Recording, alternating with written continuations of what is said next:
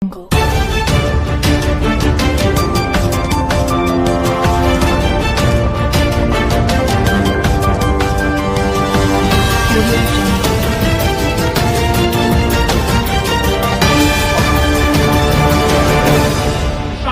NCP में शामिल होते ही मिला टिकट। महाराष्ट्र चुनाव के लिए बांद्रा ईस्ट सीट से दुशांत सिद्दीकी बने उम्मीदवार। एनसीपी में शामिल होने के बाद दुशांत सिद्दीकी ने कहा, मेरे और मेरे परिवार के लिए एक भावनात्मक दिन है। इस कठिन समय में विश्वास करने के लिए मैं अजित पवार, प्रफुल्ल पटेल, सुनील तटकरे का आभारी हूं। अजित पवार की दूसरी सूची जारी की। दुशांत सिद्दीकी के अलावा 7 प्रत्याशियों के नामों का ऐलान। निशिकांत पाटिल को इस्लामपुर, सना मलिक को अनुशक्ति नगर से टिकट मिला। अजित पवार ने संजय काका को तासगांव, सुनील टिंगरे को बडगांव और ज्ञानेश्वर कटको को शिरूर हवेली से टिकट दिया। अजित ने प्रताप चिखलीकर को लोहा कंधार से उम्मीदवार बनाया। महाराष्ट्र में उम्मीदवारों के चयन के लिए दिल्ली में आज कांग्रेस की बैठक। शाम 4 बजे दिल्ली में एआईसीसी मुख्यालय में कांग्रेस सीसी की मीटिंग। यूपी सरकार में मंत्री संजय निषाद ने बीजेपी को उपचुनाव में दिया पूर्ण समर्थन। कहा, यूपी के सभी 9 सीटों पर हम एनडीए प्रत्याशियों को जिताने के लिए काम करेंगे। यूपी में समर्थन के बदले संजय निषाद की नई मांग। निषादों को पिछड़े से एससी कोटे में डालने की मांग की गई है। कहा, सवर्णों की तरह अलग से आरक्षण की मांग।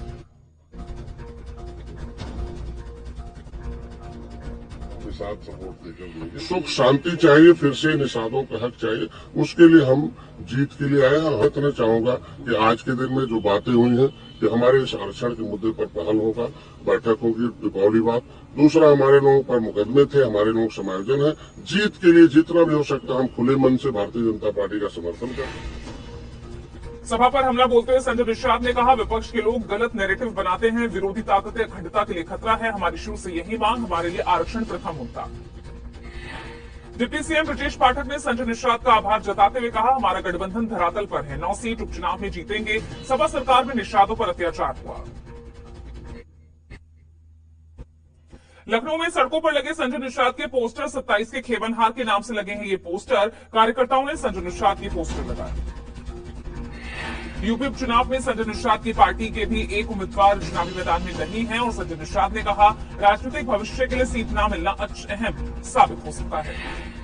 यूपी उपचुनाव की वोटिंग से पहले जुबानी जंग तेज हुई। अखिलेश के पीडीए पर केशव प्रसाद मौर्य ने तंज कसा। केशव मौर्य बोले, सपा होगी सफा।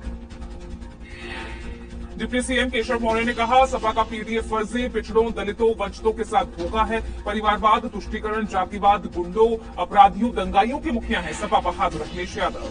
आज सुबह उत्तम नगर के कुंभकार कॉलोनी पहुंचे कांग्रेस सांसद राहुल गांधी। राहुल गांधी ने कुंभकार परिवारों से मुलाकात की, उनका हालचाल जाना। राहुल गांधी ने पूर्व प्रधान हरिकिशन से मुलाकात कर उनसे और उनकी पत्नी रति देवी से काफी देर तक बातचीत की। कुंभकारी के बारे में जाना, आ रही समस्याओं को लेकर चर्चा की। यूपी, बंगाल, राजस्थान, बिहार समेत 13 राज्यों की 47 विधानसभा सीटों पर होने वाले उपचुनाव की नामांकन का आज आखिरी दिन। 13 नवंबर को डाले जाएंगे वोट। झारखंड में पहले चरण में 43 विधानसभा सीटों पर होने वाले चुनाव के लिए नॉमिनेशन का आज आखिरी दिन है। 13 नवंबर को 43 सीटों पर डाले जाएंगे वोट। महाराष्ट्र में आज डिप्टी सीएम फडणवीस नागपुर दक्षिण पश्चिम विधानसभा सीट से भरेंगे पर्चा। फडणवीस नामांकन से पहले करेंगे रोड शो। महाराष्ट्र विधानसभा चुनाव में सीट शेयरिंग को लेकर दिल्ली में गुरुवार को महायुति नेताओं की हुई अमित शाह से मुलाकात। शाह ने सीट बंटवारे पर सीएम शिंदे और अजित पवार के साथ की मैराथन चर्चा। बीजेपी नेता और डिप्टी सीएम फडणवीस ने शाह के साथ हुई मीटिंग के बाद दावा किया, महायुति में 278 सीटों पर सहमति बन गई है। बाकी 10 सीटों पर जल्द बनेगी रजामंदी। दिल्ली में महायुति दलों की बैठक में बोले अमित शाह, आगामी चुनाव में ख्याल रखना होगा कि बागी प्रत्याशी ज्यादा खड़े ना हो सके। सूत्रों से खबर, दिल्ली में महायुति की बैठक में एनसीपी अजदपुर को लेकर चल रही खींचतान करीब करीब सुलझी।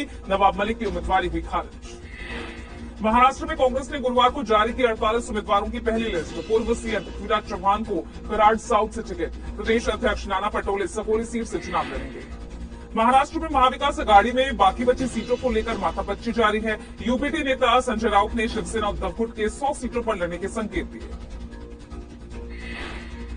एनसीपी शरद पवार ने 45 उम्मीदवारों की लिस्ट जारी की। बारामती में फिर होगी परिवार की लड़ाई। अजित पवार के खिलाफ भतीजे युगेंद्र पवार लड़ेंगे चुनाव। दिल्ली में महायुति की बैठक के बीच एनसीपी अजित पवार गुट के नेता और मुंबई अध्यक्ष समीर भुजबल ने इस्तीफा दिया। समीर भुजबल नासिक के नांदगांव से निर्दलीय लड़ेंगे। समीर भुजबल छगन भुजबल के भतीजे। महाराष्ट्र चुनाव में अजितपुर के पास ही रहेगा घड़ी सिंबल। सुप्रीम कोर्ट ने कहा बैनर पोस्टर में लिखे डिस्क्लेमर, मामला कोर्ट में विचाराधीन, 6 नवंबर तक जवाब। कांग्रेस ने झारखंड में भी 7 सीटों पर प्रत्याशियों का ऐलान किया। पाकुड़, छतरपुर, डाल्टेनगंज, बरही, कांके, पांकी और विश्रामपुर से उम्मीदवारों का ऐलान। यूपी उपचुनाव के लिए एनडीए ने सभी 9 सीटों पर प्रत्याशियों का ऐलान किया।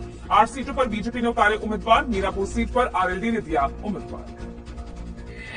समाजवादी पार्टी ने यूपी की बची 2 सीटों पर भी उम्मीदवारों के नाम का ऐलान कर दिया है। गाजियाबाद से सिंह